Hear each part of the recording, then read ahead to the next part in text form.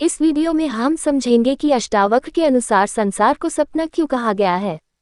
क्या वास्तव में ये दुनिया एक स्वप्न की तरह है? जब आत्मज्ञान होता है तो संसार की वास्तविकता कैसी दिखाई देती है? इस गहन आध्यात्मिक विषय को सरल शब्दों में समझाया गया है। संसार को सपना क्यों कहा गया है? भारतीय आध्यात्मिक परंपरा में अक्सर कहा जाता है कि ये संसार एक सपना है। विशेष रूप से अष्टावक्र की शिक्षा में इस विचार को बहुत स्पष्ट रूप से समझाया गया है।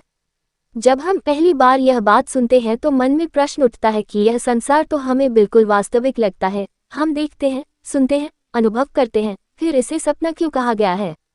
अष्टावक्र के अनुसार संसार को सपना इसलिए कहा गया है क्योंकि इसकी वास्तविकता स्थायी नहीं है। यह मन के अनुभवों का एक प्रवाह है जो लगातार बदलता रहता है। जैसे रात का सपना हमें उस समय बिल्कुल सच लगता है, वैसे ही यह जागृत संसार भी हमें सच प्रतीत होता है। लेकिन जब चेतना जागती है तब पता चलता है कि यह सब केवल मन की एक लीला है। सपने और संसार की समानता। अगर हम ध्यान से देखें तो सपना और संसार में कई समानताएं हैं। जब हम रात को सपना देखते हैं तो उसमें हम हंसते हैं, रोते हैं, डरते हैं और कई तरह के अनुभव करते हैं। उस समय हमें ये बिल्कुल भी नहीं लगता कि यह सपना है। लेकिन जैसे ही हमारी आंख खुलती है हमें तुरंत समझ आ जाता है कि वह सब वास्तविक नहीं था। अष्टावक्र कहते हैं कि इसी तरह ये संसार भी एक बड़े सपने की तरह है। जब तक मन अज्ञान में है तब तक ये सब वास्तविक लगता है, लेकिन जब आत्मज्ञान होता है तब मनुष्य समझ जाता है कि यह सब क्षणिक है। संसार की अस्थिरता। संसार को सपना कहने का एक कारण इसकी अस्थिरता भी है। इस दुनिया में कुछ भी स्थायी नहीं है। हमारा शरीर बदलता रहता है, परिस्थितियां बदलती रहती हैं, संबंध बदल जाते हैं और अंततः सब कुछ समाप्त हो जाता है। जो चीज स्थायी नहीं है उसे पूर्ण सत्य नहीं कहा जा सकता। अष्टावक्र के अनुसार केवल आत्मा ही स्थायी है, बाकी सब कुछ समय के साथ बदलता रहता है। इसलिए संसार को एक स्वप्न के समान कहा गया है।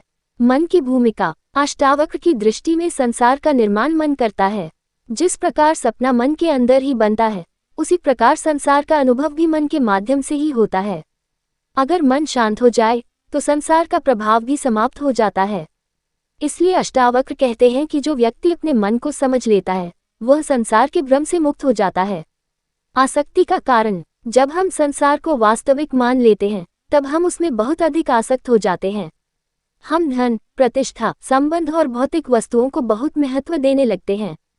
लेकिन जब हमें ये समझ में आता है कि यह सब अस्थायी है तब आसक्ति धीरे धीरे कम होने लगती है। संसार को सपना कहने का उद्देश्य यह नहीं है कि हम जीवन से भाग जाएं, बल्कि इसका उद्देश्य यह है कि हम जीवन को हल्के और सहज भाव से जी सकें।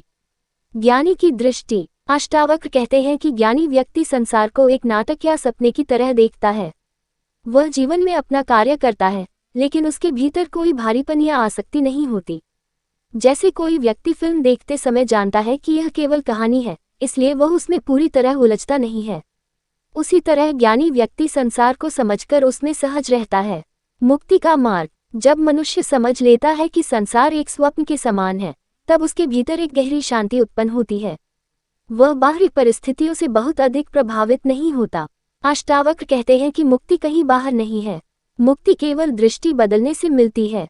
जब मनुष्य अपने वास्तविक स्वरूप आत्मा को पहचान लेता है तब संसार का भ्रम स्वतः समाप्त हो जाता है। सार। संसार को सपना कहने का अर्थ यह नहीं है कि यह बिल्कुल अस्तित्वहीन है। इसका अर्थ यह है कि इसकी वास्तविकता स्थायी नहीं है। यह एक अनुभव है जो समय के साथ बदलता रहता है। अष्टावक्र की शिक्षा हमें ये समझाती है कि हम अपने भीतर के शाश्वत स्वरूप को पहचानें। जब ये पहचान हो जाती है तब संसार का खेल चलता रहता है, लेकिन मनुष्य उसके बंधन से मुक्त हो जाता है। तब जीवन एक बोझ नहीं रहता, बल्कि एक सुंदर लीला बन जाता है।